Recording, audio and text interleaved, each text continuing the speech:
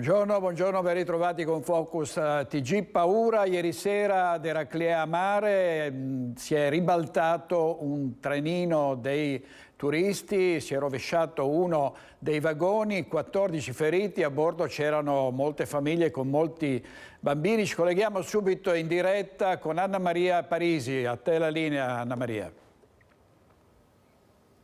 Sì, grande è stata davvero la paura a bordo del trenino turistico con i 30 passeggeri presenti ieri sera, partito da Eraclea Mare. Questo trenino, il trenino del mare, chiamato infatti, ha visto per un errore umano, così anche dal comunicato di FAP, la ditta che ha in gestione di autotrasporti, che ha in gestione il trenino turistico, l'incidente. Come è avvenuto? È avvenuto intorno alle 21:30, tutto sembrava filare liscio, quando invece è stata presa una curva, forse così da parte delle indagini dei carabinieri di San Donà ed Eraclea, è stata presa in modo troppo largo, quindi il treno ha trovato un avvallamento, ovvero un tombino. Da lì la gente ha preso paura e si è rovesciata sul lato sinistro, ma è stato fatale perché in quel momento il peso è risultato sbilanciato e quindi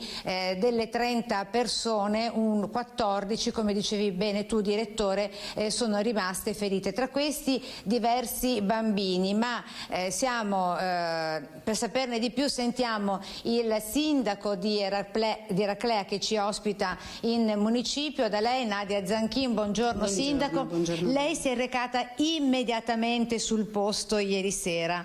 Ci racconti un po' che atmosfera ha vissuto e soprattutto quale è l'umore da parte dei passeggeri feriti, soprattutto i bambini? Sì, io mi sono recata ieri sera quando mi hanno telefonato subito sul posto e ho notato c'erano già stati i primi interventi da parte delle ambulanze. Nell'immediatezza poi sono sopraggiunte altre 2 ambulanze che si sono occupate dei feriti. Fortunatamente di gravi non ce ne sono stati. Quello che mi ha colpito è la tranquillità che avevano questi turisti. Si trattava tutti di turisti, la maggior parte italiani, alcuni erano anche stranieri.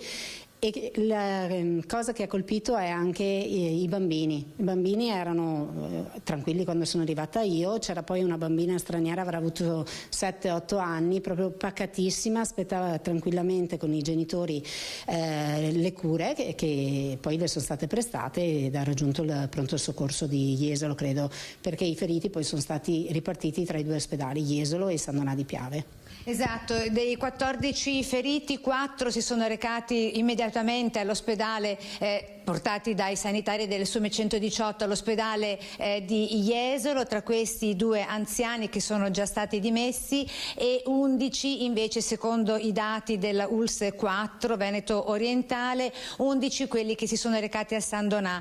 Tra questi, dicevo in precedenza, diversi i bambini, un bimbo di nemmeno 1 anno che ha trascorso la notte in ospedale a San Donà con la mamma è già stato dimesso e invece la bambina a cui faceva riferimento il sindaco è andata con il papà sempre ieri sera al punto di primo soccorso a Jesolo. Per tutti ferite lievi, di lievissima entità, sono stati tutti dimessi a parte 4 persone che sono ancora in ospedale a Jesolo, a San Donà scusate, e che devono essere sottoposte ad accertamenti di rito, ovvero radiografie, sì, dicevano così, sì, dalla ULS 4, però niente di rotto, tanta la paura naturalmente soprattutto per i bambini, nonostante la compostezza a cui raccontava il sindaco, che le è rimasta impressa, sì, di questa bambina straniera, tutti turisti, dicevamo direttore. E ecco, adesso FAP in un comunicato ha parlato di un errore umano, si è scusata, ha detto che è il primo incidente del genere che si verifica in tanti anni di gestione da parte loro e sarà certamente l'ultimo. Sì, adesso momentaneamente FAP si è scusata con un comunicato che ha inviato anche a noi e adesso vedremo se il servizio continua. Momentaneamente è sospeso, anche perché insomma ci sono ancora le indagini in corso perché continuano, e staremo a vedere. La volontà dell'amministrazione è comunque quella di continuare con un servizio, casomai rivedendolo un po', perché è una cosa che piaceva ai turisti ed era ormai una tradizione per Eraclea Mare il trenino che girava per le vie. Comunque adesso nel momento in cui tutto si placa un po', vedremo effettivamente con FAP le modalità, se continuarlo e quali modalità. Ecco perché appunto la proprietaria del trenino, dicevo, è FAP, trenino che il comune provvede, insomma da quanti anni ha dato in gestione questa? Di preciso non glielo so dire, però veramente sono tanti anni, ormai è diventata una tradizione proprio, e anche i turisti aspettano il trenino che arriva la sera, sì. Ecco, quindi adesso il trenino non c'è, non possiamo neanche farvelo vedere successivamente perché è stato posto sotto sequestro dai carabinieri, naturalmente motivo di indagine. Nel momento in cui FAP ha riconosciuto l'errore umano, ecco che qualora i turisti italiani come stranieri decidessero di rivalersi sulla società, poi sarà la stessa che provvederà con l'assicurazione a un eventuale risarcimento danni. Abbiamo già parlato anche con i responsabili di FAP, nessuno può intervenire. Al microfono l'amministratore unico delegato è di Verona e ci ha inviato il comunicato di cui vi abbiamo riferito. Dunque, Sindaco, la stagione prosegue comunque. Come sta andando? La stagione è iniziata bene e fortunatamente di turisti ce ne sono quest'anno, non solo sulla nostra località ma un po' su tutte, e adesso comunque anche su Eraclea non ci sarà più questa attrazione nell'immediato, ma ci sono altre manifestazioni che stanno facendo. Abbiamo un calendario eventi nei quali i turisti potranno appunto lo stesso fare delle attività un po' tutti i giorni, quindi è una stagione positiva. Ecco, Gigi, direttore, per il momento la linea, da qui è tutto, la linea può tornare allo studio. Grazie molte Anna Maria Parisi, alla sindaca di Eraclea, grazie molte, davvero tanta paura, per fortuna feriti ma non gravemente, 14 le persone ferite. Vediamo un titolo dal Corriere delle Alpi: scompare da Feltre, 65enne trovato morto nella notte in un torrente a Sovramonte. Vigili del fuoco, soccorso alpino, carabinieri e volontari impegnati nelle ricerche. Il corpo rinvenuto nel corso d'acqua all'una di notte. E c'è stato un lutto a Favaro Veneto per la morte del 59enne Stefano Cattelan, che è caduto ieri mattina da una parete in montagna mentre faceva roccia. Vediamo il servizio. È una notizia che ci ha profondamente scosso, siamo molto vicini alla famiglia, vogliamo mandare un messaggio di cordoglio e di vicinanza e porgere le nostre più sentite condoglianze. È una tragedia. La comunità di Favaro Veneto è scossa per la morte del 59enne Stefano Cattelan, caduto ieri mattina da una parete di roccia in valle di Schievenin nel Bellunese, un luogo frequentato dagli appassionati di arrampicata. Verso le 9:20 la centrale del 118 è stata attivata da alcuni alpinisti che si sono imbattuti nel corpo di Cattelan. Sul posto sono giunti l'elicottero di Treviso, una squadra del soccorso alpino e i carabinieri di Feltre, ma non hanno potuto fare altro che constatare il decesso. Secondo una prima ricostruzione, Stefano, che avrebbe compiuto 60 anni a settembre, potrebbe aver compiuto un errore di manovra che gli è stato fatale, cadendo e sbattendo la testa sulle rocce. La parete è alta 20 metri, ma non essendoci testimoni non si sa da che altezza sia precipitato. Era una persona che frequentava spesso la montagna, era una delle sue passioni insieme agli animali. Insieme ad alcuni parenti, infatti, gestiva il negozio 1000 Amici di via Don Tosatto a Mestre. Ci rifornivamo nel suo negozio con il materiale per gli animali, insomma era sia io che mia zia che altre persone di Favaro, quindi era una persona che si faceva ben volere. I carabinieri hanno accertato che si è trattato di un incidente, tanto che la parete è stata subito riaperta. Cattelan lascia la moglie e il figlio che si trovavano nelle Marche per partecipare al matrimonio di alcuni amici. Servizio Ilaria Marchiori, è proprio ieri le cerimonie per ricordare le 11 vittime della tragedia che avvenne sulla Marmolada proprio un anno fa. Incidenti d'auto ancora, è finito con la propria vettura nell'Agno, e qui siamo a Valdagno, dopo un volo di diversi metri, è pensionato, però in questo caso è stato fortunatamente salvato dai vigili del fuoco.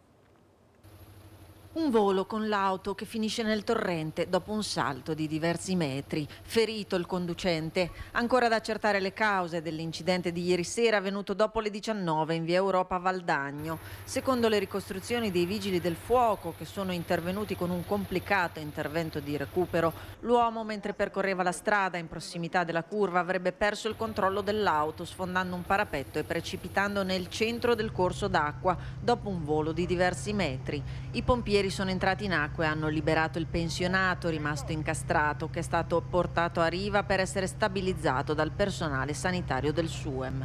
Il personale speleo alpino fluviale ha predisposto e recuperato con l'autoscala il ferito, che è stato issato con una barella dalla riva al piano stradale per poi essere trasferito in ospedale in codice rosso. Sul posto la polizia locale per i rilievi del sinistro. L'auto è stata agganciata dai vigili del fuoco e recuperata con una gru del soccorso stradale.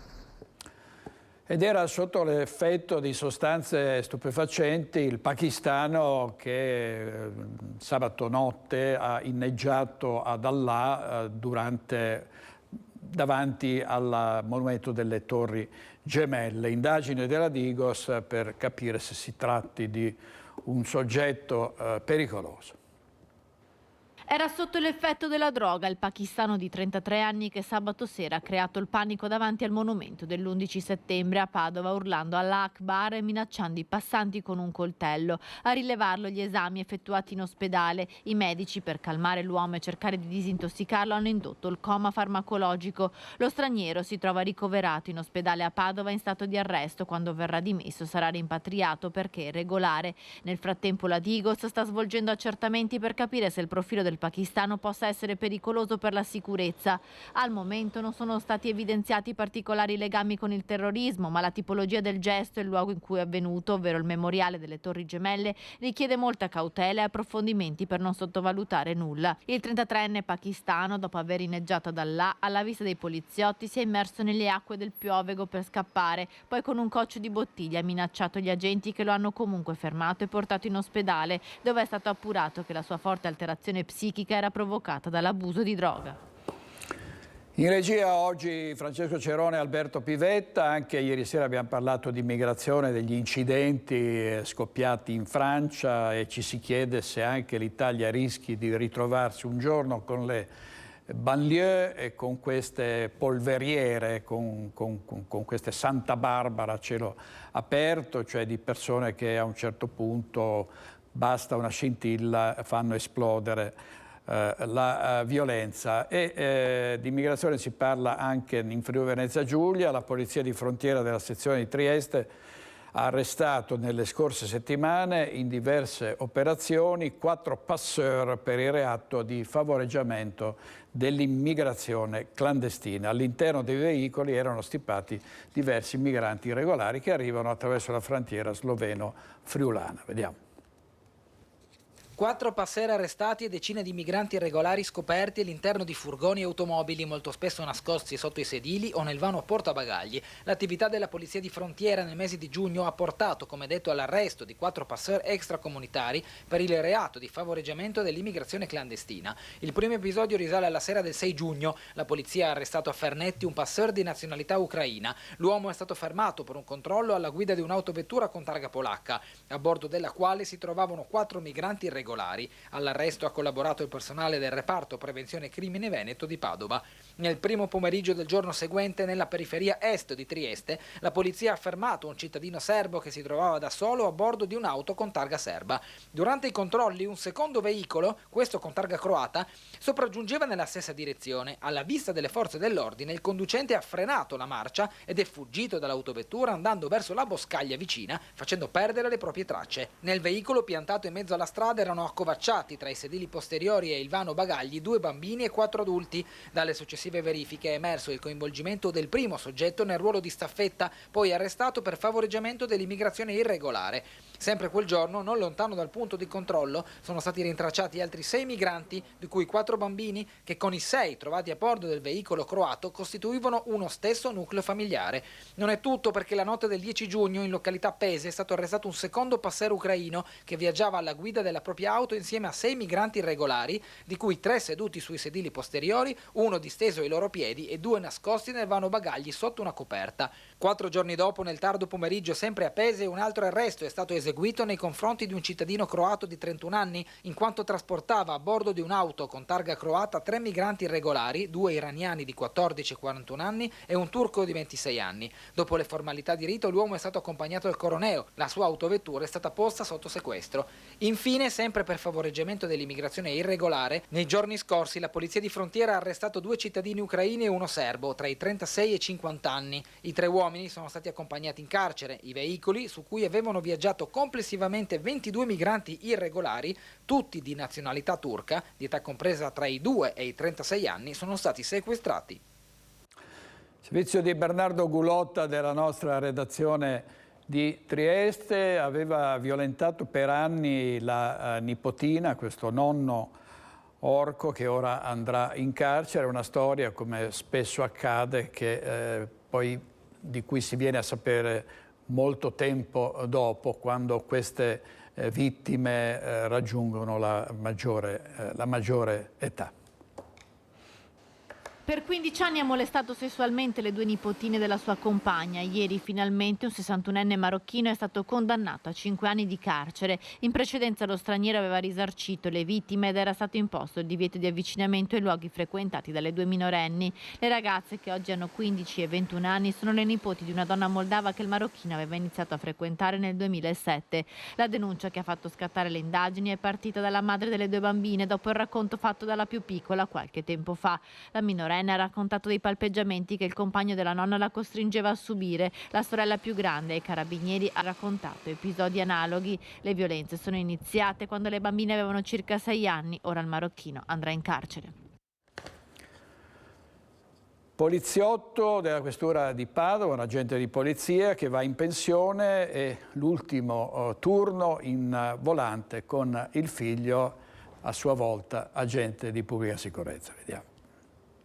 Una targa con scritto "Una vita sulla strada con passione e lealtà" come riconoscimento da parte dei colleghi per il pensionamento, ma il regalo più bello è stato poter fare l'ultimo turno di servizio insieme al figlio. Una storia in divisa dedicata alla Polizia di Stato, quella del vice sovrintendente Marco Marangon, che per sopraggiunti limiti di età va in pensione. Il passaggio di testimone con il figlio Mattia, agente entrato in polizia nel 2019, prima assegnato alla questura di Trieste, dal 2022 alla sezione volanti di Padova, proprio come il padre, che negli ultimi anni aveva l'incarico di poliziotto di quartiere. Anche la moglie di Marco Marangon e mamma di Mattia veste la divisa, quella della polizia locale.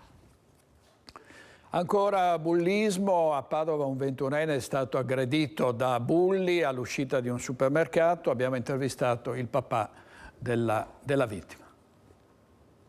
Picchiato da un gruppo di bulli per 5 euro, il labbro gonfio, il livido sulla faccia. Claudio Vesentini mostra la foto del figlio 21enne aggredito sabato sera verso le 20 da una baby gang formata da 14enni che bazzicano nel quartiere di Montà. Il suo ragazzo era uscito dal supermercato, in mano 5 euro del resto, quando è stato accerchiato e pestato dai bulli. La cosa che fa male, cosa dire, non sono tanto le botte, non sono tanto i pugni, seppur ci sono immagini che io ho stampato e voglio fare memoria, ok, come queste, che fra una settimana sono cicatrizzate, sono passate, non si vedrà più nulla. È quello che rimane dentro, secondo me, che bisogna un po' metabolizzare e cercare di comprendere, non farsi guidare dall'odio o dalla vendetta, però sto cercando anch'io di capirle. L'amarezza sta proprio nella giovane età degli aggressori. Se parliamo di un ragazzo di 14 anni, ma di cosa che volete parliamo? Di un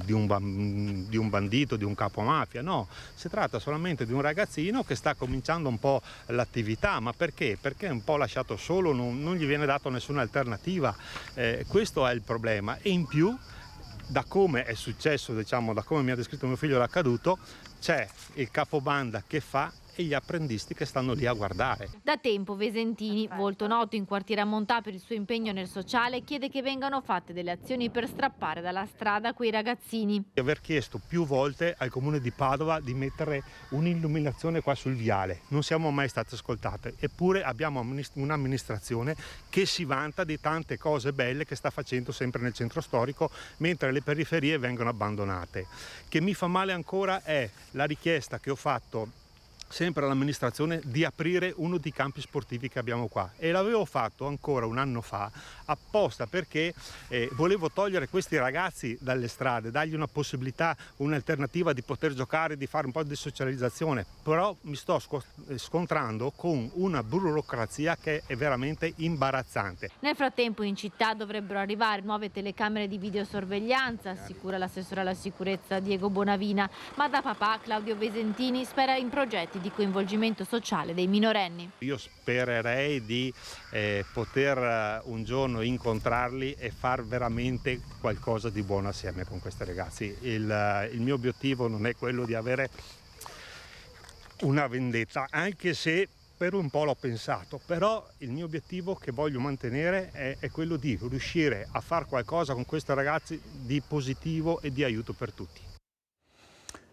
Complimenti a questo padre per la dignità e per come sa contenere la rabbia, perché capitasse a qualsiasi padre, insomma, le reazioni sarebbero forse molto diverse, molto più vivaci. Non servono solo posti di sana aggregazione, come era nel titolo, ma anche di sana repressione, perché questi delinquenti vanno puniti severamente, servono leggi molto più severe. Passiamo al carrello della spesa, ai prezzi, alle tasche dei cittadini. L'inflazione è leggermente scesa, però i prezzi sono sempre alti. Ci colleghiamo con Christian Arboit a Casier per sentire un po' la voce dei commercianti. A te la linea, Christian. Sì, direttore, buongiorno a te e ai tuoi telespettatori, anche da parte di Renato Capoia che sta curando la parte tecnica.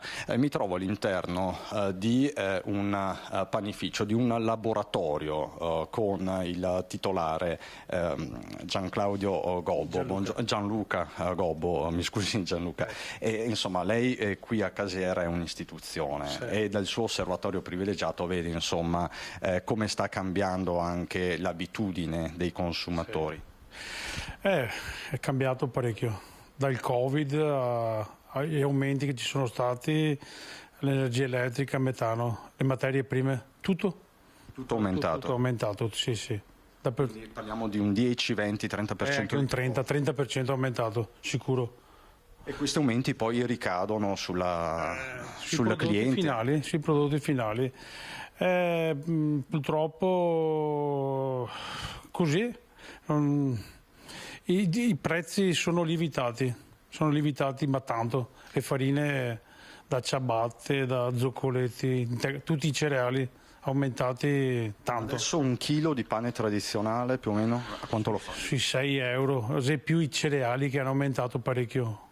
La curcuma, chia, crusca integrale, tutti i cereali. Quindi tutti quei pani sono aumentati? Vai intorno ai 9-10 euro al chilo. È tantissimo. È aumentato tanto. Ma quindi la gente compra meno? Che cosa? No, compra quelli che gli interessano, quei certi tipi, però la gente spende un po' meno su certi tipi di pane, spende tanto meno. E a questo punto che cosa bisogna fare secondo lei? Bisogna abbassare i costi. Non ci sono alternative? No, ci sono alternative, purtroppo. Grazie mille, grazie Gianluca Gobbo. Qui con me Dania Sartorato, presidente di Ascom Confcommercio della provincia di Treviso. Oggi, poche ore fa, è uscita questa ricerca importante che fotografa una situazione in chiaroscuro. 9 trevigiani su 10 sono preoccupatissimi del caro carrello, del caro spesa, dell'inflazione, ma allo stesso tempo non rinunciano per esempio alle vacanze, non rinunciano alla ristorazione, così? La ristorazione tiene bene, tutto il mondo dell'enogastronomia tiene, secondo l'indagine Confcommercio, e traina la ripresa di questa estate, in cui è vero 9 su 10 dei nostri intervistati hanno dichiarato che è un problema l'inflazione, però questo non comprometterà la scelta delle vacanze. Più di uno su 2 dei trevigiani andrà comunque in vacanza, spenderà almeno come l'anno scorso o addirittura fino al 30% in più rispetto al 2022. E andrà fuori Veneto in tanti casi? Sì, tiene il turismo interno, anche se abbiamo registrato un arrivo importante degli stranieri, sono ritornati gli stranieri, mancheranno comunque per quest'estate del 23 i russi e mancheranno gli asiatici, però il turismo regge bene, tutto quel indotto del turismo lento, dalle ciclovie all'enogastronomia, degustazione di vini, di formaggi, tutto quell'aspetto mentale del rilassare la mente, andare in una vacanza slow è un aspetto assolutamente di rilievo per quest'estate. E a proposito di vacanza slow, alle mie spalle lo vedete, no? C'è uno degli scorci più belli del Sile, siamo a Casier, poi magari direttore raggiungeremo anche la zona della trattoria al Sile, che è conosciuta da moltissimi trevigiani. Prima però volevo farti conoscere, far sentire il pensiero del signor Armando, che sta facendo il gelato all'interno della sua gelateria. Stiamo rompendo un po' le scatole, alle 14 apre il negozio. Eccoci, signor Armando, buongiorno di nuovo. No, ma non importa. Allora, ci dica come stanno cambiando i consumi dei trevigiani in fatto di gelato, se stanno cambiando. Ma come ho detto prima, durante il giorno si lavora più o meno normale. Noi tutto sommato quest'anno abbiamo un incremento di lavoro, perché quello che abbiamo seminato probabilmente ci sta dando dei risultati. La sera che è un po', ma dobbiamo vederlo adesso con giugno è passato d'accordo, un po' è aumentato la sera. Bisogna vedere luglio e agosto se si riprende il lavoro che c'era prima del Covid, che alla sera si lavorava molto bene fino alle 11, 11 e mezza. Adesso alle 9 e mezza, 10 non c'è più nessuno. Diciamo che il Covid ha cambiato le abitudini serali. Esattamente. Ecco, se le dovessi chiedere qual è la materia prima che è aumentata di più in assoluto? Allora, prima ho detto lo zucchero, è sbagliato dire lo zucchero, perché il gelato si fa con gli zuccheri, che sono tanti. Saccarosio, destrosio, glucosio, fruttosio, lo zucchero invertito. Questi qua sono più che raddoppiati e nel gelato ci va parecchio, ci vanno zuccheri. È aumentato di quanto più o meno? No, più che raddoppiato. Più che raddoppiato? Sì, più che raddoppiato. Gli zuccheri sono più che raddoppiati.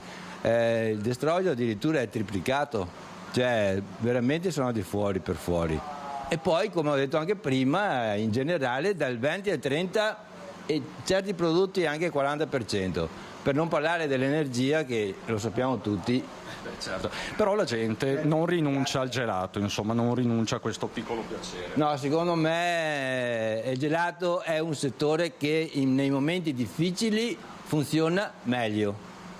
Si regala un po' di felicità in mezzo a tante amarezze. Certo, perché una pallina di gelato ti dà un po' di allegria e quindi e non spendi tanto. Quindi secondo me, ma è una cosa che ho già letto anche già a febbraio, quando che ho letto le previsioni per la stagione, gli esperti dicevano che sarà un anno molto difficile per le attività, però il gelato funzionerà un po' meglio, perché la gente prende una pallina e si sente un po' gratificata. Allora grazie. Le difficoltà che ci sono. Grazie signor Armando, grazie davvero, grazie, arrivederci, buon lavoro e buon pomeriggio, perché fra poco il signor Armando apre la sua gelateria qui a Casier. Dicevamo Casier, che è uno dei luoghi simbolo del turismo slow. Avviciniamoci un po' alla piazza e poi ci salutiamo, vediamo questo scorcio bellissimo di Sile. Come sono le presenze? Si rivedono i turisti tedeschi? Che cosa? Sì, è ritornato il turista anche straniero, le prenotazioni sono molto buone, le attese degli indicatori di fiducia rispetto ai fatturati sono buone e anche la ricerca del personale lo conferma, è un indicatore molto importante. Mai come in questo periodo si sta cercando personale per poter far fronte alle numerose richieste di locali che hanno aperto nella ristorazione, nello specifico nei pubblici esercizi. Nell'ultimo trimestre sono raddoppiate le aperture rispetto allo stesso periodo dell'anno precedente, quindi mentre aprono e raddoppia addirittura il numero dei locali che apre, decelera fino allo zero il numero dei locali che chiudono, che invece in pandemia ne avevamo avuti tanti che avevano perso poi contatto con il mercato e avevano dovuto chiudere. Questa è una fotografia assolutamente positiva da questo punto di vista. C'è da chiedersi, l'estate andrà bene, ma l'autunno sarà un autunno caldo se i prezzi continuano a salire così? Allora, l'auspicio è che l'inflazione possa avere un freno e possa addirittura cominciare ad accelerare. Lo ricordiamo che tra i paesi d'Europa che sono in maggiore difficoltà oggi ci sono Germania e Francia, che sono stati dei paesi che abbiamo sempre considerato competitor d'esempio, e la Spagna invece, che è un paese mediterraneo come il nostro, è il paese che sta andando meglio in assoluto in Europa e ha un'inflazione più bassa della nostra. Per cui l'auspicio è di andare in quella direzione, che per l'autunno si possa diminuire il tasso di inflazione e di conseguenza anche il tasso di interesse, che invece ha preso anche questo un'impennata, e per chi ha appunto redditi fissi trovarsi da un mese per l'altro ad avere una rata di mutuo che aumenta di qualche centinaia di euro chiaramente può essere un problema. Ecco, e qui alla Trattoria Il Sile, uno dei posti simbolo qui sul Sile di Treviso, c'è chi prende lo spritz. Certo non sono i numeri del fine settimana, fra poco sentiremo anche il titolare, ma penso che il tempo stringa, direttore. Io ti lascio con questo bellissimo scorcio del Sile qui a Casier, che appunto è preso d'assalto soprattutto nei fine settimana. Lo vedete, no? Quando parliamo di cicloturismo, di turismo slow, le biciclette non mancano mai, come non manca tra l'altro anche la navigazione interna proprio sul Sile che sta ritornando. Sì, il trasporto marittimo è in realtà è un crescendo, perché qui abbiamo una stazione delle houseboat che è proprio qui a fianco, ma diciamo il turismo che si possa far vivere in maniera lenta, slow, local. Sono tutti elementi che stanno prendendo davvero piede. Da qui si raggiunge Venezia in poche ore di navigazione ed è un contesto straordinario, soprattutto per gli stranieri che, abituati alla frenesia e alle grandi città, trovano un contesto di parco naturale come questo e arrivano a Venezia e rimangono incantati. Allora direttore, ti lascio con questo scorcio accanto a Renato Capoia, ringrazio Dania Sartorato, ti restituisco la linea. Grazie molte, grazie a Cristian Arboit, una località fantastica, Casier. Dietro quell'Ansa tra l'altro c'è la casa di Red Canzian che vive proprio sul fiume. A proposito di commercianti, andiamo a Vicenza, più tardi andremo in diretta per sentire le linee programmatiche del sindaco Giacomo Possamai, ma nel frattempo sentiamo la protesta degli esercenti contro l'ipotesi di una riduzione dei concerti che ha deciso il sindaco. Vediamo. È tutta un'altra cosa fare un concerto in centro storico. Tutti gli artisti preferiscono i centri storici, vedi Venezia, vedi qualsiasi altra città, ma l'Ostica stessa che lo fanno in Piazza degli Scacchi. Gli artisti a Vicenza non volevano venire perché dicevano che Vicenza è una città non conosciuta, non frequentata da artisti, che ci voleva un'apripista. Noi l'apripista l'abbiamo avuto nel periodo del Covid, grazie a Silvio Giovine che ha portato in centro storico Elisa, che in 4 minuti aveva venduto tutti i biglietti. Più abbiamo movimento qua in centro, o più ovviamente abbiamo anche noi più movimento, certo, e più lavoro. Ufficialmente è per recare meno disturbo ai residenti, sembra che sia una contrapposizione ai residenti. Ma credo che insomma magari si possa trovare un punto d'accordo, alla fine i concerti si raggruppano magari in una settimana. Ordine pubblico sono sempre stati fatti per bene, sia con la sicurezza negli ingressi vari. Disturbo, che disturbo deve portare? Porti anzi solamente un po' di festa. Dopo Elisa è arrivato il volo, solo pensare al volo che sono conosciuti in tutto il mondo, Max Pezzali, abbiamo avuto Venditti, De Gregori, Neck, cioè ci sono stati una serie di artisti anche da lì in poi di un certo calibro. Quest'anno ne arrivano anche, arriva Gigi D'Alessio. Beh, io sono favorevole ai concerti, anzi in realtà mi dispiace un po' questa scelta. Diciamo che Vicenza negli ultimi anni ha preso anche un po' piede, io vedo parecchi turisti.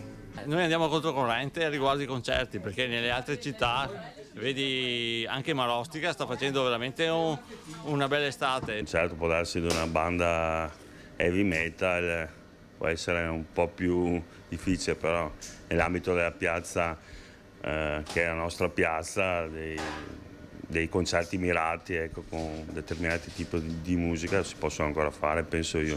Avete magari pensato a una petizione? Beh, abbiamo pensato di raccogliere delle firme per vedere chi vuole i concerti in piazza e chi non li vuole. Non vi svelo ancora come sta andando, ma penso che il mio sorriso dica tutto. Beh, un bel dibattito in corso, vediamo, abbiamo trasferito queste lamentele, queste preoccupazioni all'assessore competente Ilaria Fantin. Sicuramente uno dei nostri obiettivi è quello di rendere il centro storico sempre più attrattivo, perché è proprio anche quella la mia delega. L'attrattività di Vicenza riguarda sia chi arriva da fuori città, sia il fatto proprio di garantire un centro storico vivo. Per i concerti che ci saranno, perché la piazza è comunque un luogo adatto a fare concerti, secondo me c'è da fare delle valutazioni su che tipo di musica fare e dove, perché comunque ogni concerto attrae una capienza e un tipo di pubblico diversi, e quindi è da fare un ragionamento più ampio che faremo a livello corale nelle prossime settimane con il resto degli assessori. Ma quali saranno le linee programmatiche del Comune di Vicenza? Ce lo dice subito in diretta da Vicenza Carlo Alberto Inghilleri, perché oggi il sindaco le ha comunicate. A te la linea Carlo. Buongiorno a tutti i telespettatori, buongiorno al sindaco di Vicenza Giacomo Possamai. Ci troviamo nella sala Stucchi, nella storica sala Stucchi, dove da quella porta dove c'è la sala giunta è appena uscito appunto il sindaco con gli assessori. Perché? Perché presentate le linee programmatiche. Cosa vuol dire? Obiettivi e indirizzi dei prossimi 5 anni. Buongiorno a tutte e a tutti, grazie Carlo. Abbiamo presentato le linee programmatiche che sono appunto gli impegni che ci prendiamo con i cittadini per questo mandato. Abbiamo fatto una scelta chiara, nel senso che rispetto ad altre volte in cui le linee programmatiche sono state fatte un po' generali, senza impegni precisi, vedrete che ci sono linee molto precise che poi sono gli impegni che ci siamo presi in campagna elettorale, nel programma elettorale, quindi dall'istituzione dei vigili di quartiere, dal riportare la polizia locale nei quartieri, fino all'aspetto legato alle rette degli asili nido. Sapete che abbiamo proposto nell'arco dei 5 anni di azzerare le rette per gli asili nido e anche di aumentare i posti, che è un altro aspetto determinante, perché oggi troppo gravano sulle famiglie questi costi, ma anche interventi sulla cura urbana, sull'attenzione al degrado in città, sulla cultura, insomma tanti interventi precisi su cui ci prendiamo degli impegni e in questi 5 anni le porteremo avanti. Bene, io ringrazio il sindaco di Vicenza Giacomo Possamai, direi che da Vicenza per il momento è tutto, seguiteci nel TG di questa sera, vi daremo maggiori ragguagli. Grazie Giacomo Possamai, la linea può tornare allo studio. Grazie molte a Carlo Alberto Inghilleri, al sindaco Possamai. Andiamo ancora a vedere le notizie di cronaca. C'è stato un grave incidente sul lavoro ieri a Pove del Grappa, un uomo, un 52enne, ha avuto il braccio stritolato dal torchio a cui stava lavorando. Vediamo. È gravissimo, un operaio di 52 anni, ennesima vittima di un infortunio sul lavoro. Erano le 8 quando l'uomo, dipendente della ditta Tormec di via Monte Pasubio a Pove del Grappa, è rimasto con il braccio schiacciato sotto il tornio su cui stava lavorando. Immediati soccorsi da parte dei colleghi che hanno allertato il SUEM 118. Il 52enne è stato trasportato in codice rosso al San Bassiano. Non sarebbe in pericolo di vita, ma le sue condizioni sono molto serie e rischia di perdere l'arto. Sul posto i carabinieri e i tecnici dello Spisal che stanno cercando di capire le cause dell'incidente. Incidente che va a confermare un triste primato in cui versano la nostra regione e la nostra provincia in merito ai decessi sul lavoro e alle denunce di infortuni sempre sul lavoro. Vicenza Provincia conta ben 5.792 denunce, seconda dopo Verona, 5.951 registrate nei primi 5 mesi del 2023. E un grido d'allarme arriva dai sindacati. Sono anni che noi ribadiamo insieme col governo e anche alla Regione Veneto sul fatto che c'è la necessità di investimenti importanti per l'assunzione di ispettori nuovi per quanto riguarda i controlli dello Spisal, perché purtroppo abbiamo pochi ispettori e tante aziende, pochi ispettori che purtroppo non riescono a coprire l'intero territorio. Su questo continuiamo a batterci, continuiamo come sindacato a sollecitare perché questi finanziamenti vengano fatti e queste assunzioni vengano fatte, quindi si deve accelerare il tutto, perché gli infortuni non si fermano.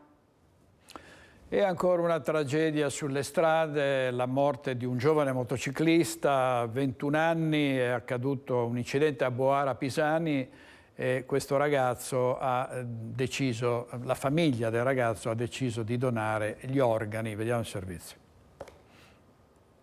Alessandro Magarotto, il 21enne, è morto sabato pomeriggio mentre era in sella alla sua moto Supermotard, una Honda 400. Donerà gli organi, una scelta che aveva fatto quando poco tempo fa aveva rinnovato la carta d'identità.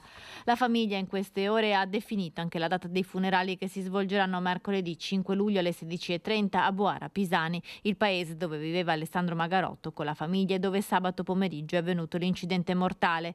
Il ragazzo stava provando la sua moto da cross dopo aver fatto delle modifiche. Stava percorrendo un tratto di strada in via dell'Artigianato vicino a casa sua, ma all'improvviso ha perso il controllo del mezzo ed è stato sbalzato violentemente a terra, forse a causa di un cedimento strutturale del manubrio. La conferma potrebbe arrivare dalle telecamere di videosorveglianza della zona che hanno ripreso la tragedia. La moto era una grande passione di Alessandro, una passione che però gli è costata la vita.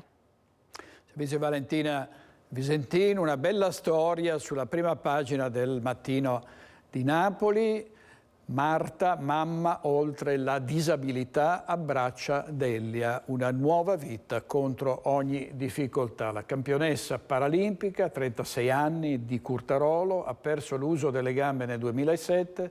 La sua secondogenita è nata lunedì mattina in ospedale a Cittadella. Davvero una storia che merita di essere raccontata. È stato immortalato in un video delle telecamere di sicurezza il giovane ladro straniero che ha colpito in una notte 2 note osterie nel centro di Treviso. Vediamo la rabbia comprensibile dei titolari. Tra l'altro così un reato, duplice reato che è stato commesso nel centro di Treviso a 2 passi dalla caserma dei Carabinieri in via Cornarotta, il comando dei Carabinieri, e questo dimostra che i ladri proprio non hanno più nessuno scrupolo.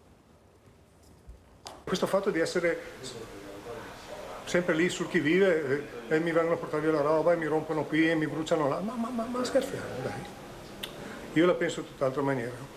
Se non fanno le istituzioni vedremo organizzarsi fra di noi. Si sente impotente Alfredo Sturlese, titolare della trattoria Tony del Spin, che con rabbia chiede alle istituzioni di intervenire per mettere fine a una situazione non più sostenibile per i commercianti.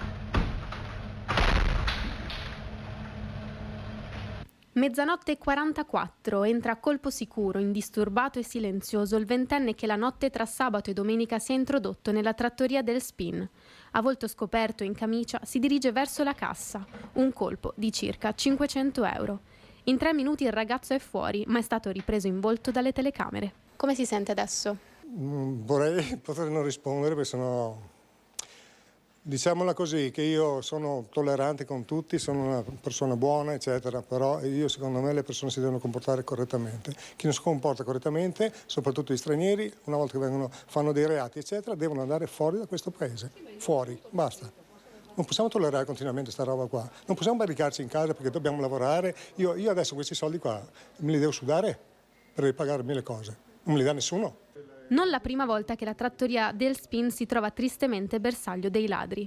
È di nemmeno un anno fa, infatti, il tentativo di furto poi sventato grazie all'allarme che ha fatto arrivare in fretta le forze dell'ordine. Dopo 1 volta, 2 volte, 3 volte, poi monta la rabbia e dopo succede che qualcuno poi reagisce in mala maniera e dopo succede quello che succede. Perciò, capito, bisogna fare qualcosa di diverso qua. Attivare qualche meccanismo di controlli, che ci siano più controlli o controllare più la gente che gira qua. Il ragazzo che ha colpito sabato notte, subito identificato, non è nuovo alle forze dell'ordine. A carico suo una precedente condanna di circa 3 anni. È già stato condannato, però va indisturbato in giro tranquillamente e va anche a salutare poi la gente che ha rapinato. Il colpo di quella notte alla trattoria infatti non è stato l'unico.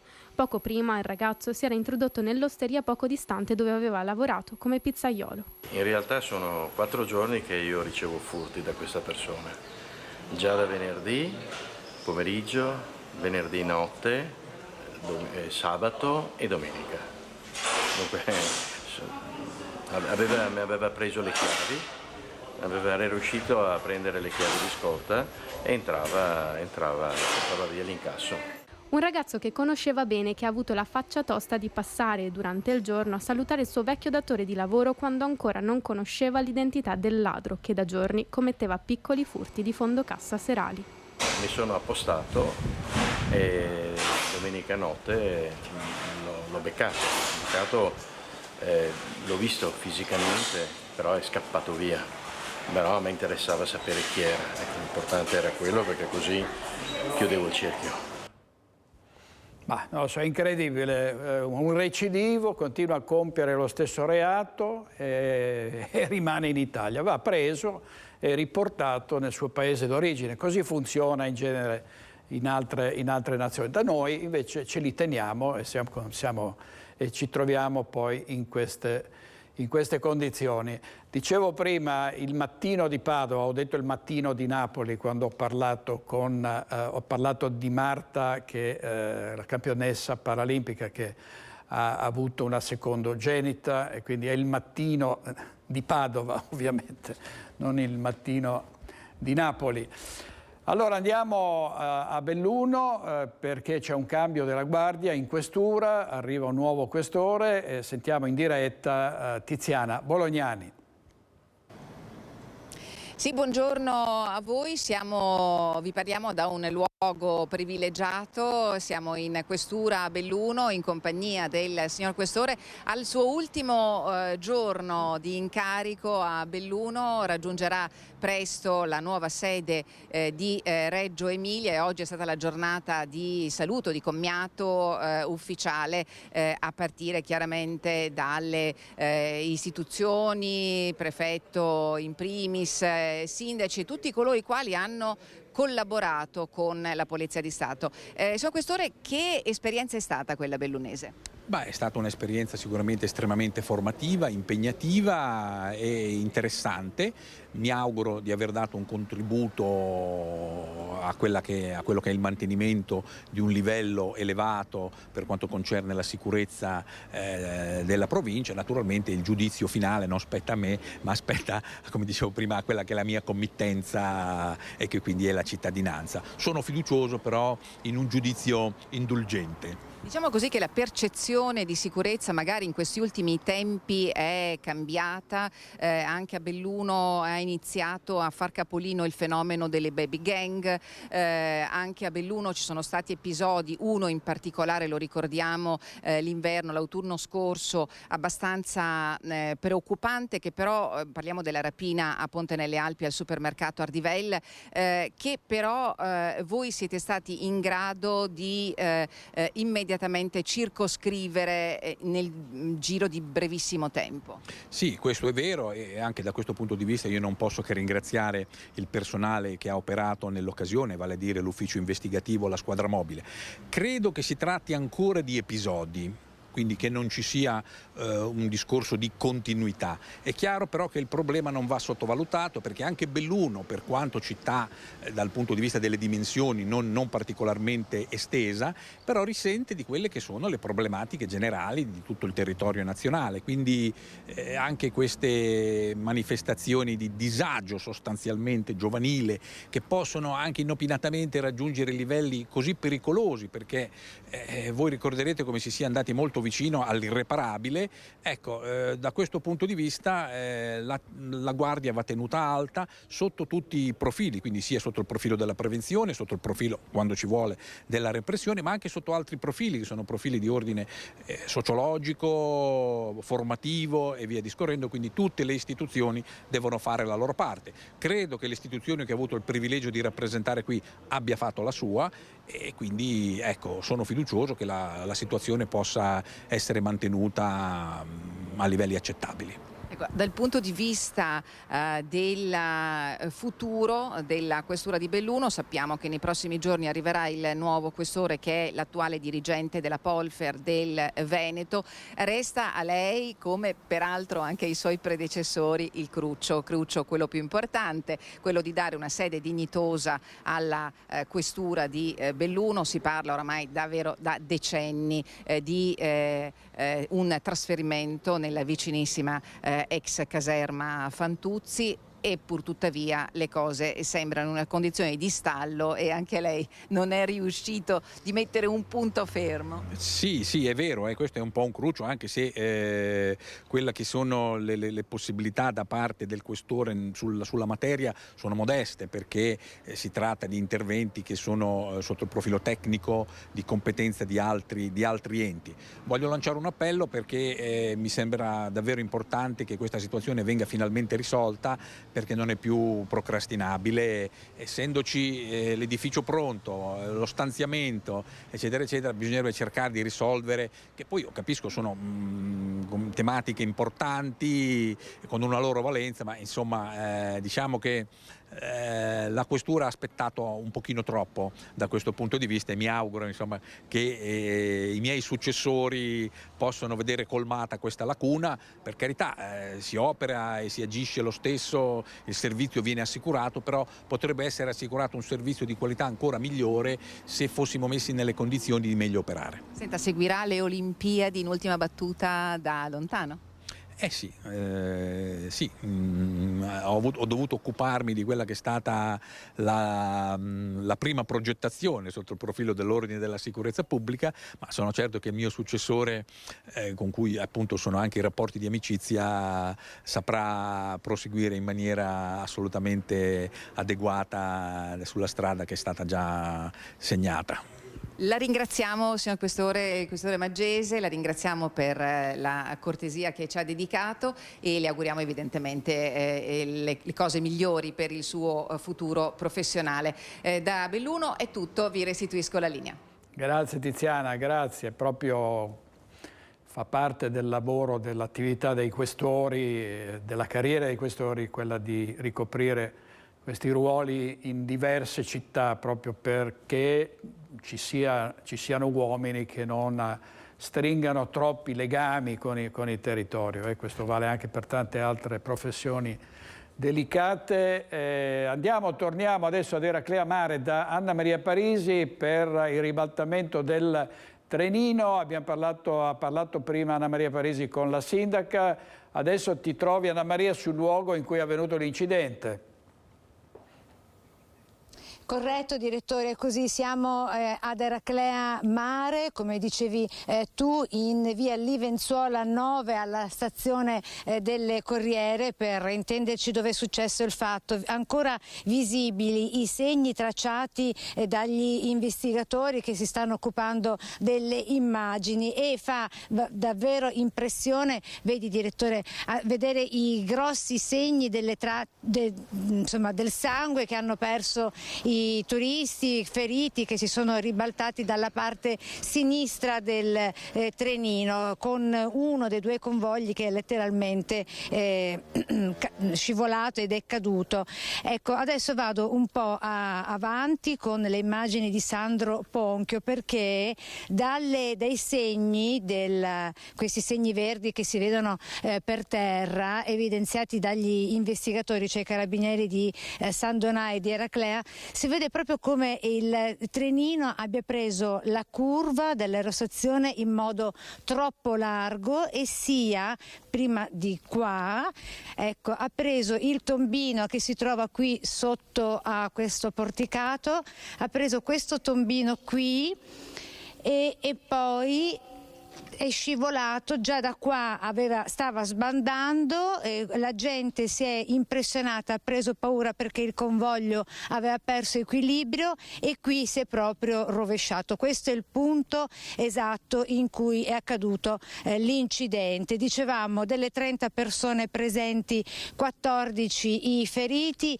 diversi i bambini, tra cui un bimbo di nemmeno un anno che è stato ricoverato all'ospedale di San Donato Donà con la mamma, dimesso questa mattina, e ricoverato invece al punto di primo soccorso all'ospedale di Jesolo una bimba di 9 anni insieme al papà già dimessi. Tutti, ripeto, feriti fortunatamente in modo lieve. Di queste 14 persone, ancora 4 quelle ricoverate all'ospedale di San Donà per accertamenti. Fortunatamente, ripeto, sono tutti feriti in modo lieve e non grave, per quanto abbiano riportato contusioni anche multiple. Alcuni, i bimbi, stanno bene. FAP, la ditta incaricata del trasporto, cioè che gestisce il trenino, adesso vediamo che sta arrivando uno degli autobus extraurbani.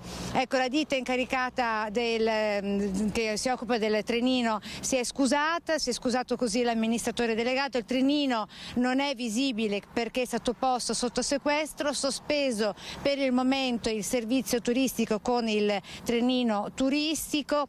Ora il sindaco ci ha detto vedremo come proseguiranno le indagini e poi decideremo se rinnovare o meno l'accordo con FAP.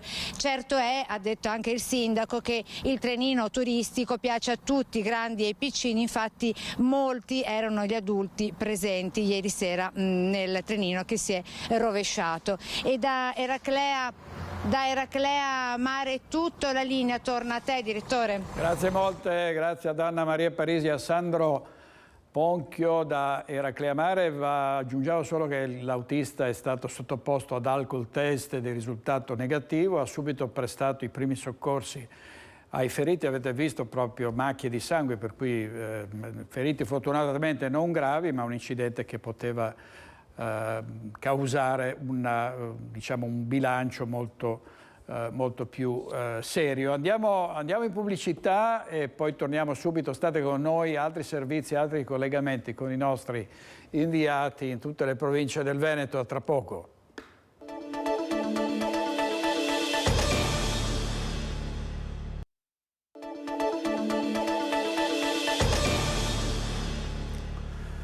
Una notizia sull'autonomia pubblicata dalla Stampa, ed è una brutta notizia per chi crede nell'autonomia. Non ci sono più le condizioni per proseguire, serve una modifica alla legge Calderoli per evitare disuguaglianze e problemi alla finanza pubblica. Lo scorso 26 giugno Giuliano Amato, Franco Bassanini, Franco Gallo e Alessandro Paino con una lettera spiegano perché lasciano la commissione Cassese in polemica sulla definizione dei livelli essenziali di assistenza. E c'è chi ha il terrore dell'autonomia differenziata perché teme di perdere potere, teme di perdere privilegi. Sono i soliti gran commì dello Stato che mettono i bastoni fra le ruote, ma la riforma Calderoli è ben incardinata, la commissione Cassese è a lavoro, per cui credo che abbiano poche speranze di fermare questa riforma. E invece a Selvazzano dentro sembra che sia possibile evitare il commissariamento. Ci sono novità, sentiamo subito in diretta da Chiara Gaiani. Buongiorno da Selvazzano, dove c'è ancora una situazione per ora di incertezza, di precarietà. Ringraziamo il sindaco Giovanna Rossi che già ha avuto modo di interloquire, anche se non penso direttamente, con il nuovo prefetto di Padova, Francesco Messina, che tra i primi incarichi a cui è assolto è stato quello di scrivere una lettera al presidente del Consiglio comunale di Selvazzano, lo ricordiamo, Enoch Soranzo, invitandolo a convocare il Consiglio Comunale entro l'11 luglio per evitare il commissariamento. Quindi diciamo che il nuovo prefetto ha dato al Comune di Selvazzano qualche giorno in più rispetto ai 20 giorni dati dal prefetto Grassi per portare il bilancio del 2022 in Consiglio Comunale e votarlo. Sindaco, sono giorni di grande sofferenza questi.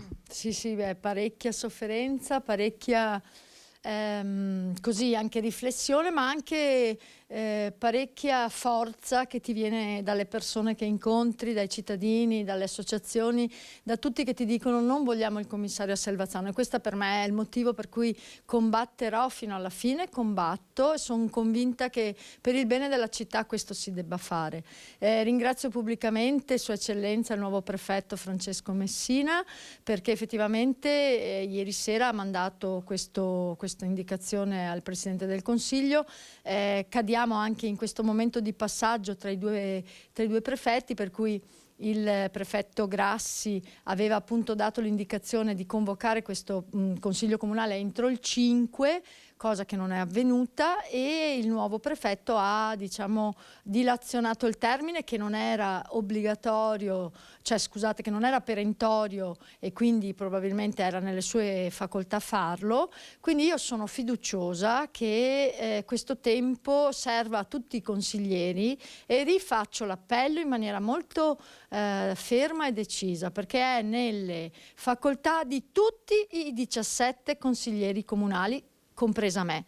Noi in 7 siamo convintamente dell'idea che questo rendiconto, non il bilancio, è il rendiconto, questo atto tecnico debba essere votato favorevolmente, perché ci sono 1.300.000 euro di risorse da investire nella città di Selvazzano. Quindi trovo ulteriormente assurda questa chiusura, questo volersi in tutti i modi proprio voler contrastare questo momento, che è un momento che io vedo di grande opportunità per i cittadini e per la città di Selvazzano. Ricordo che andremo comunque al voto fra 10 mesi, quindi lasciamo ai cittadini l'opportunità di scegliere, e non a un evidentemente mero gioco dei numeri e di forse qualche intenzione politica diversa, perché in questo momento quello che deve contare sono i cittadini, il bene della città di Selvazzano. Lasciamo ai nostri cittadini l'opportunità di votare chi potrà fare il sindaco dal 2024 in poi.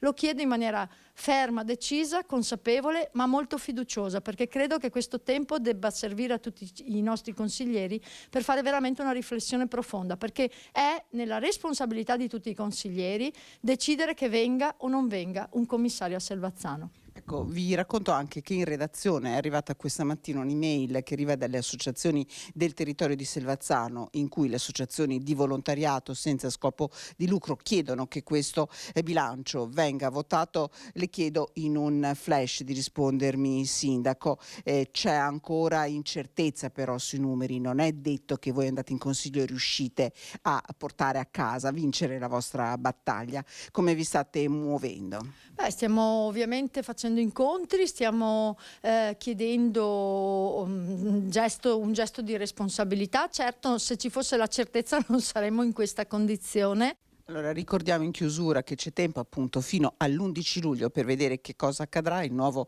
prefetto sta vigilando sulla situazione del comune di Selvazzano. Ringrazio per la collaborazione tecnica il collega Federico Cibotta, ancora una volta il sindaco Giovanna Rossi, e dal comune di Selvazzano restituisco la linea allo studio. Grazie molto a Chiara Gaiani. Vediamo notizie da oggi. Treviso, Vittorio Veneto cade e le dita della mano rimangono incastrate sotto la porta scorrevole del negozio. Una donna è rimasta ferita, è successo in via del Cansiglio. E poi a Mansuè è morto per un malore un camionista di 38 anni, hanno tentato di rianimarlo ma è stato tutto inutile. A Ormelle sversamento di gasolio nel canale, immediata la chiamata ai vigili del fuoco. La sanità che ancora tiene banco con i suoi problemi, mancano i medici, mancano le risorse, e c'è anche l'intervento di vari parlamentari che arrivano, in questo caso Matteo Ricchetti di Azione. Sentiamo cosa ci ha detto. La sanità ha bisogno di un intervento, il Covid sembrava avesse portato l'attenzione e anche le risorse, perché fondamentalmente quello che manca sono le risorse. Il punto è proprio questo: nella migliore tradizione italica vivi un'emergenza, ti riprometti di non perdere più tempo e mancati investimenti e poi ti scordi di ciò che è accaduto. Un paese dalla memoria corta che sembra aver dimenticato la dura lezione della pandemia sull'importanza della sanità. Parla di questo tema Matteo Richetti, deputato di Azione a Caffè Pedrocchi, che sulla situazione veneta spiega. Non c'è dubbio che i numeri hanno promosso la sanità di questa regione, quantomeno nella comparazione tra sistemi regionali. Ma io vedo due grandi pericoli. Il primo è che in sanità non te la cavi con le mura, devi concentrarti sulla cura. E sapere che vengono costruite con i soldi del PNRR quasi 100 case della salute è una buona notizia, ma se dentro a quelle case della salute non ci sono persone, tecnologie e prestazioni, hai speso soldi per gli investimenti, ma non hai tolto il problema del ricorso improprio ed eccessivo alla ospedalizzazione. Rivedere il sistema della medicina territoriale, rivedere soprattutto i salari del personale sanitario pubblico. Sono questi i perni del dossier che Azione presenterà a settembre a livello nazionale.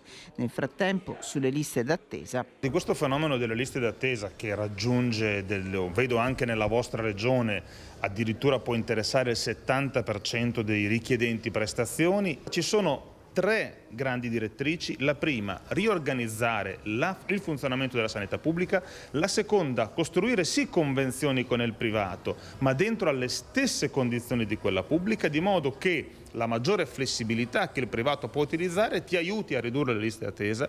La terza, evitare la fuga di quegli operatori che queste prestazioni te le garantiscono. Ancora la sanità, il monitoraggio del diabete è una terapia fondamentale per la gestione della malattia e c'è stato un convegno a Padova con gli esperti e un invito alla Regione perché i sensori glicemici siano rimborsati a un numero più ampio di pazienti. Il diabete colpisce 300.000 veneti con un'incidenza raddoppiata negli ultimi 20 anni. Numerosi fattori che contribuiscono al controllo della glicemia, tra questi il monitoraggio costante. Accanto alle strisce che misurano la glicemia su sangue capillare, esistono i moderni dispositivi flash di monitoraggio del glucosio, strumenti efficaci e poco invasivi. Il flash glucose monitoring si applica molto facilmente in maniera banale, di una semplicità estrema. Il paziente se lo fa da solo, se è anziano e non è in grado di farlo da solo, il parente, il caregiver come si dice in inglese, lo sa fare molto facilmente. Un sensore può rimanere allocato per un paio di settimane e si fa un passaggio 4, 5, 6, 8, 10 volte al giorno, più volte nella giornata, per scaricare i dati che vengono poi messi a disposizione. Il paziente vede come stanno andando le cose, il medico vedrà come sono andate le cose quando gli porterà i dati. In Italia questa tecnologia è rimborsata solo a un numero ristretto di pazienti, con differenze da regione a regione. In Veneto, a differenza della vicina Lombardia ad esempio, l'FGM è rimborsato solo ai pazienti diabetici di tipo 1 e ai diabetici di tipo 2 in trattamento con terapia insulinica multiiniettiva. Il fatto di vedere che passare il confine di una regione cambia in maniera sostanziale l'accesso, che sia un farmaco o che sia uno strumento tecnologico come il flash glucose monitoring, non mi rende di certo contento e non capisco perché debbano esserci queste diversità. Capisco che le regioni abbiano i propri budget, un certo livello di autonomia, però francamente credo che ogni regione dovrebbe fornire ai suoi cittadini le stesse opportunità che vengono fornite dalla regione vicina. Per renderlo disponibile a una platea ulteriore di 12.000 pazienti diabetici, l'investimento necessario è di circa 7,5 milioni di euro. Centinaia di persone ieri per la commemorazione delle 11 vittime della tragedia della Marmolada che purtroppo è avvenuta un anno fa. Vediamo il servizio di Tiziana Bolognani. Davide, Emanuela, Erika, Filippo, Gianmarco, Liliana, Martin, Nicolò, Paolo, Pavel, Tommaso sono con noi e vi incitano ad andare avanti. La voce rotta dalla commozione, lo sguardo rivolto a familiari e parenti chiusi in un dolore che non si può spiegare, protetti dai soccorritori oggi come un anno fa. Giovanni Bernarda, sindaco di Canazei, commemora uno ad uno gli 11 alpinisti vittime della tragedia della Marmolada. Facciamo memoria non per torturarci a vicenda né per riaprire ferite, anticipa Don Albino Dell'Eva, che celebra la messa ai 2000 metri di Passo Fedaia con Don Mario Bravin e Don Franco Torresani. Questo stare vicini gli uni agli altri renda meno pesante il dolore che attraversa ancora il cuore e la mente di tante persone per ciò che è accaduto ai loro cari su questa bellissima, maestosissima montagna. Una strada verticale in salita per chi è rimasto, e a loro i soccorritori per primi e le comunità veneta e trentina si sono stretti questa mattina con la stessa discrezione che contraddistinse i 18 giorni del post-tragedia. Mi colpisce questo andare di tragedia in tragedia, di disastro in disastro, e mi fa riflettere. Alcune sono di diretta responsabilità di persone, di istituzioni, altre imprevedibili. Alcune potevano essere evitate, altre no, ma al di là della conta delle responsabilità, mi pare che tutte a loro modo denuncino la condizione di precarietà in cui vive di fatto l'essere umano. Sono parole che vanno diritte al cuore, quelle di Don Albino, che esorta alla solidarietà, unico lenitivo del dolore. Quella solidarietà che un anno fa è stata la cifra distintiva dei soccorsi e che oggi si traduce nello stare insieme, nel sostenersi a vicenda. E in memoria delle vittime, al termine della celebrazione, è stata benedetta una targa su cui veglia una Madonna scolpita nella radice di un albero, dinanzi alla quale sin da subito in tanti si sono fermati in preghiera. Ovviamente tanti commenti delle persone presenti, amici, conoscenti, alpinisti, esperti della montagna, che mettono ovviamente sempre in avviso coloro che si avventurano, preoccupandosi troppo poco di quello che la montagna, di quello che in montagna, a causa dei cambiamenti climatici, può avvenire.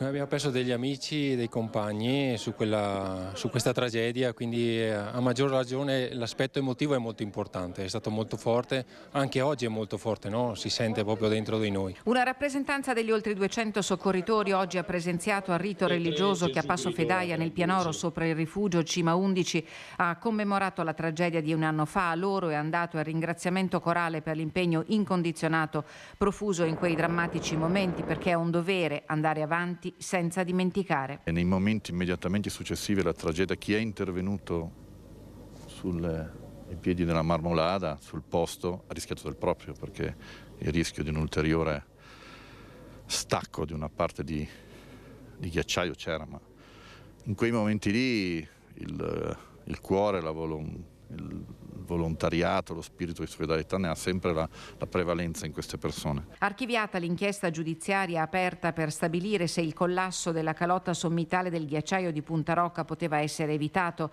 Crollo imprevedibile, ha scritto nella sua sentenza il GIP di Trento Borrelli, coadiuvato da studi e relazioni vergate da esperti ai massimi livelli. Un anno fa su a Punta Rocca splendeva il sole e faceva caldo, tanto caldo. Il termometro non scendeva da giorni sotto lo zero termico, neppure di notte. Anomalie del cambiamento climatico che ha imposto alle autorità un cambio di passo nelle politiche ambientali. Ma la montagna è un luogo aperto e tale deve restare e deve essere affrontata con consapevolezza. Il rischio zero non esiste, il rischio si può mitigare. Di consigli ne diamo periodicamente, ma sono sempre quelli, non è che cambiano di giorno in giorno. Affrontiamo la montagna con consapevolezza e tenendosi allenati. Lo sa bene anche Don Franco Torresani, già parroco di Arco di Trento, il prete volante, come è affettuosamente conosciuto per i suoi record raggiunti nell'atletica e nella corsa in montagna, che oggi ha concelebrato la messa a Passo Fedaia. Gli 11 angeli sono già al loro posto e al sicuro, ecco, nella pace del Signore. Siamo noi, ecco, i familiari in particolare, ecco, che devono essere aiutati, ecco, a metabolizzare, a trasformare Ecco, in questo momento dobbiamo diventare tutti un po' più piccoli e riconoscere che non siamo onnipotenti. Ecco, soltanto Dio è il creatore dell'universo, delle montagne, dei ghiacciai e della nostra vita. E una notizia arrivata poco fa, vediamo anche il titolo del Gazzettino, dovremmo vederla qui sotto: medici assunti senza specializzazione, la consulta boccia la legge regionale del Veneto. In effetti la Corte Costituzionale ha dichiarato l'illegittimità di un articolo della legge regionale veneta nella parte in cui proroga fino al gennaio 2024 la possibilità di assumere personale medico privo di specializzazione che abbia almeno maturato 4 anni di servizio nei pronto soccorso ospedalieri.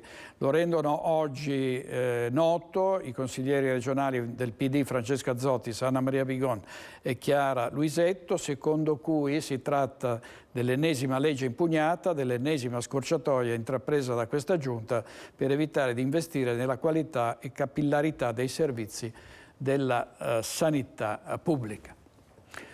E non ha avuto bisogno di molti medici, a quanto pare, il signore più anziano della Marca trevigiana, che ha raggiunto 106 anni. Qual è il suo segreto? Lo vediamo nel servizio di Colla Marcato: la pazienza. È qui a Rua di San Pietro di Feletto dove abita l'uomo più longevo della Marca, Angelo Peressini, classe 1917. Ieri il signor Angelo ha compiuto ben 106 anni, ma non è l'unico primato. Il centenario è divenuto anche l'artigliere più anziano d'Italia e noi siamo venuti a trovarlo. Sei il più vecchio artigliere da montagna d'Italia? Nato a San Daniele del Friuli, Angelo Peressini si trasferì dopo la Seconda Guerra Mondiale a Rua di San Pietro di Feletto, assunto come responsabile di zona nella Società Anonima Elettrica Trevigiana, poi diventata Enel.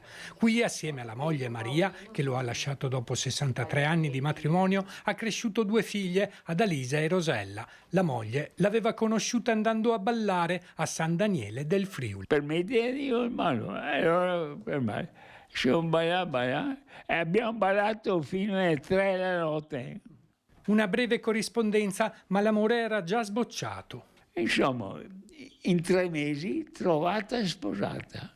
Entrato nella leva nel 1938, Peressini si è ritrovato in guerra quando pensava di congedarsi. Ha evitato per un soffio il conflitto contro la Francia e la campagna in Africa, poi è stato spedito sul fronte in Albania e Grecia. Sbarcati a Valona e poi siamo andati giù insieme coi titini e giù fino in Grecia. Questo è il suo cappello. E questo è il mio cappello. Che a ogni raduno lei ha portato. Sempre, sempre, sempre. A casa, con la croce di guerra, è tornato solo a conflitto finito, quando tutto era da ricostruire, compresa la speranza per una vita migliore. E questa chi è? Questa è la mia gattina, la Mucci. Le manca la parola. Lei mi deve dire però qual è il segreto per arrivare a 106 anni. Guardi. Il segreto è di aver pazienza e la pazienza è la virtù dei forti. Dopo i tanti ricordi, Angelo decide di andare a fare un riposino non prima di averci accompagnato alla porta. Arrivederci Angelo! Arrivederci! Grazie, arrivederci. Ci metteremo tutti la firma e arrivare a 106 anni così portati così bene, riesce a pochi. Andiamo in pubblicità 2 minuti e poi altre notizie, altri servizi. State con noi.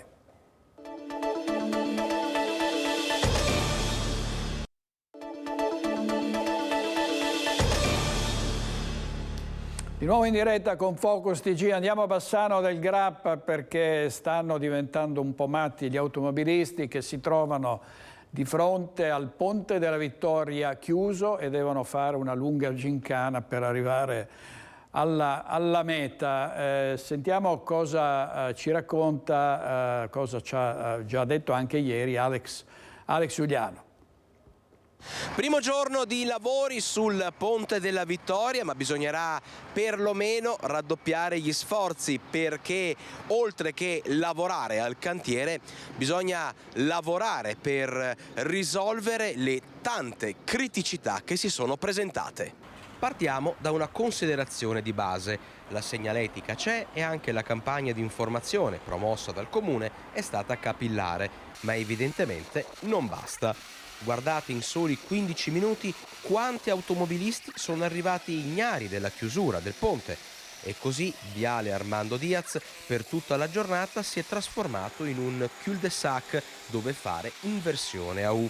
E in tutto questo caos che si è creato, a dare informazioni siamo stati noi. Il ponte è chiuso, signora, sarà chiuso per 2 mesi abbondanti. Ecco, abbiamo fatto un servizio di pubblica informazione. E anche l'assessore alla sicurezza Claudio Mazzocco. È il primo giorno, questo va detto e ribadito, ma la confusione è già tanta, come tanta è l'insoddisfazione di esercenti e cittadini. Ma questi sono impazziti! Hanno chiuso il ponte per 2 mesi. Ah, sono autentici proprio. Vadano a mantenere la... Bassano dunque si è rivelata impreparata alla chiusura del Ponte della Vittoria, al punto che il centralino della polizia locale è stato subissato di chiamate e lamentele. La gente si trova un po' spaesata perché nonostante la campagna mediatica massiva che è stata fatta nei giorni precedenti, probabilmente è sfuggito il messaggio. Non si usa più guardare la segnaletica purtroppo. Siamo qui per fare un piano di implementazione ulteriore della segnaletica, nonostante secondo me sia già molto chiara. Criticità al traffico all'altezza della rotatoria in Viale De Gasperi e poi una pioggia di critiche per i lavori programmati in parallelo lungo Viale Vicenza. Sui social i commenti negativi non si contano, la città continua quindi a domandarsi perché non si sia scelto di fare lavori in notturna o di tenere aperto perlomeno un passaggio per pedoni e ciclisti. Fatto sta che adesso il cantiere è partito e non resta che confidare nel rispetto delle tempistiche. I disagi sono inevitabili, però noi stiamo facendo il nostro meglio, siamo sul posto e se c'è da aiutare qualcuno a individuare le vie di entrata in città o di uscita siamo a disposizione. E allora, almeno per un po', avanti di questo passo, sperando di non ritrovarci così. Indietro, vado indietro, indietro, via!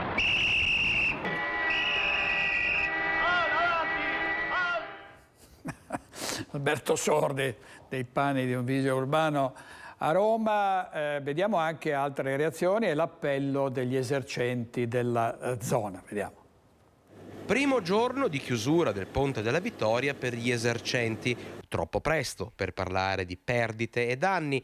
Quel che è certo però è che si tratterà di un'estate difficile. I mesi di luglio e agosto per noi sono importantissimi perché con il terrazzo esterno noi abbiamo un lavoro importante, però accettiamo la decisione di fare questi lavori, è importante siano fatti e speriamo poi alla fine sia un bel lavoro e saremo tutti più soddisfatti. Non è quantificabile, non è neanche prevedibile.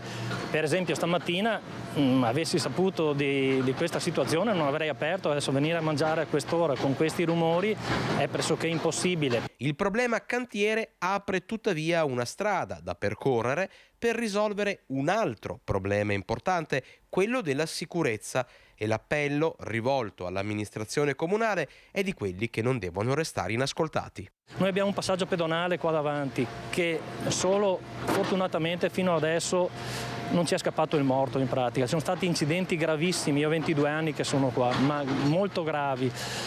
Non più tardi ieri sera c'è stato un tamponamento. Perché? Perché non è illuminato. Allora, prima del ponte, se voi osservate, il passaggio pedonale è illuminato.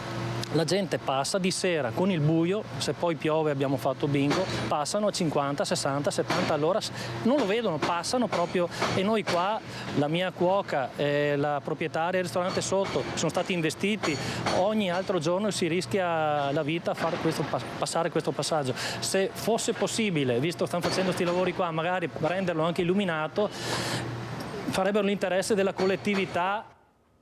Ecco, questo è il secondo giorno della chiusura del Ponte della Vittoria. Restiamo a Bassano del Grappa, sempre con Alex Giuliano. Andiamo in diretta perché c'è sempre il braccio di ferro tra Comune e case di cura ISAC. Sentiamo le novità. A te la linea, Alex.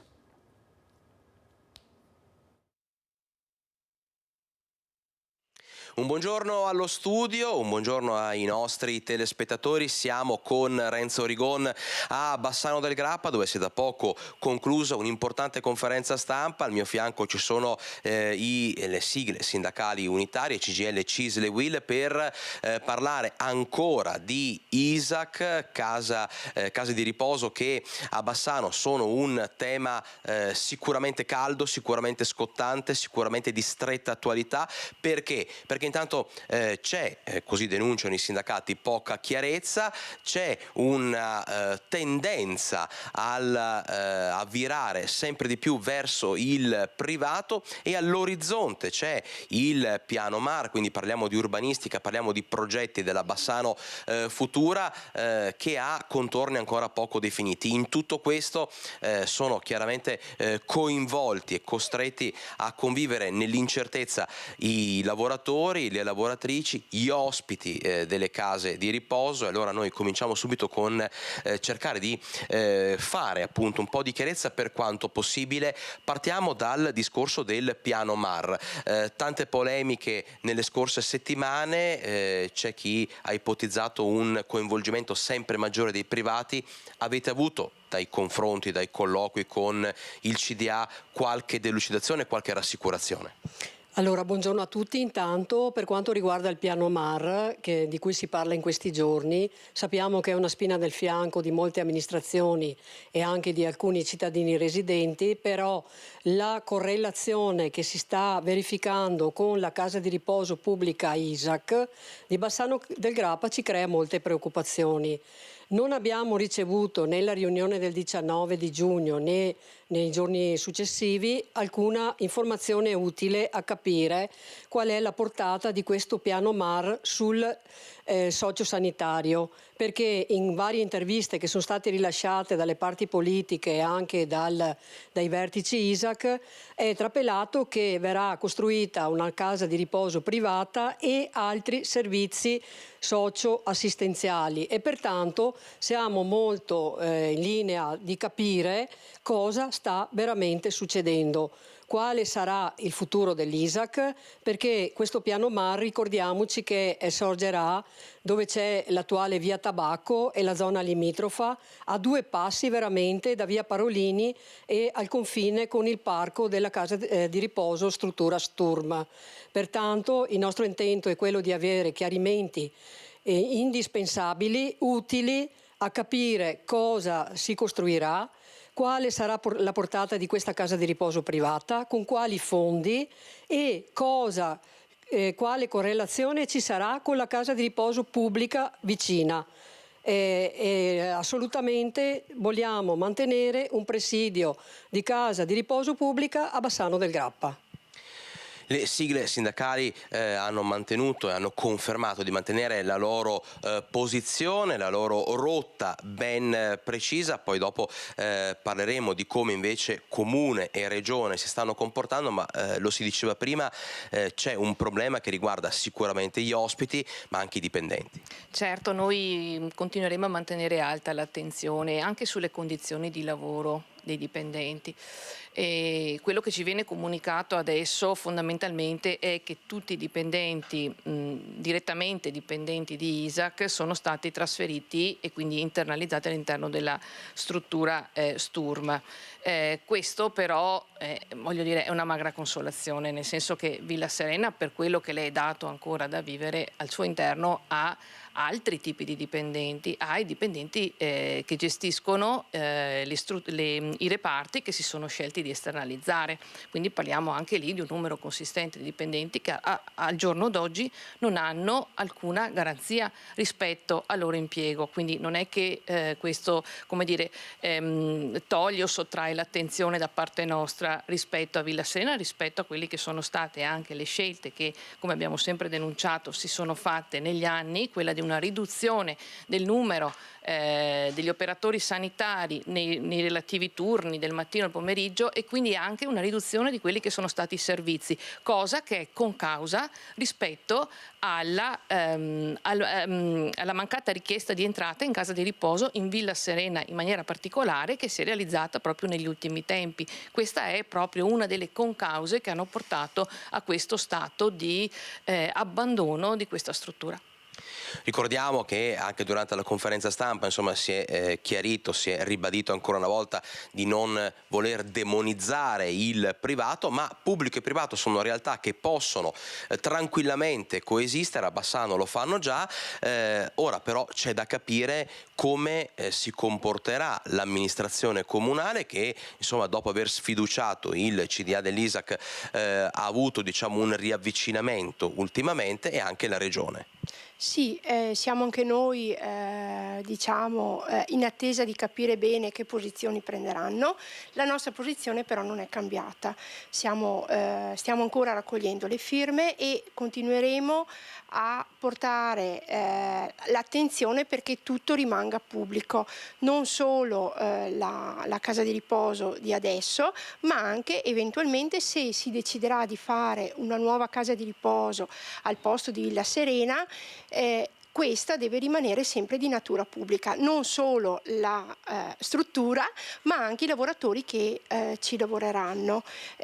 Siamo anche in attesa di capire cosa e quando succederà, perché ricordiamo che Villa Serena ha più di 100 ospiti e tanti lavoratori, e quindi bisognerà anche capire come intendono traghettare la situazione e in che tempi. Insomma, come avrete capito, tante domande, tanti interrogativi al momento inevasi. Noi continueremo chiaramente a seguire la vicenda. Da Bassano del Grappa è tutto e restituiamo la linea allo studio. Grazie molte ad Alex Giuliano, ed è tutto per oggi. Grazie a Francesco Cerone e Alberto Pivetta. Ci vediamo stasera a Focus alle 21:15. Buona giornata.